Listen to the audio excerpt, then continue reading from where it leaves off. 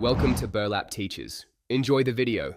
You begin by verifying capability and stability.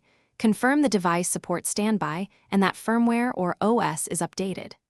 Once done, plug into AC power so settings apply reliably and won't be interrupted.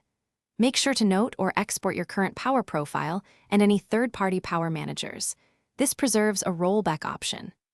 Now open the system power settings and locate the standby or sleep configuration. Change only one variable at a time so you can test effects without complicating troubleshooting. You now modify the deeper controls that commonly disrupt standby. First, set the standby timeout to the interval you want and disable hybrid sleep or fast startup if present. These can conflict.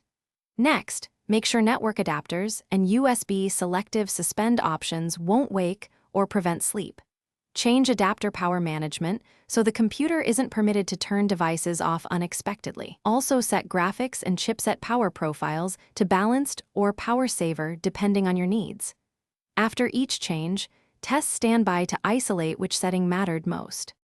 You finish by running repeated standby cycles and watching behavior. Check system logs for wake reasons and any recurring error codes. If standby stays on, reapply only the minimal changes you made and keep a stable backup of that working profile. If it fails, run diagnostic tools and update drivers, then temporarily disable third-party power utilities or scheduled tasks that might interfere. As a final tip, if a wake reason persists, search the log entry name in manufacturer documentation to target the exact component causing the issue. Thanks for watching. Consider subscribing if this video helped you.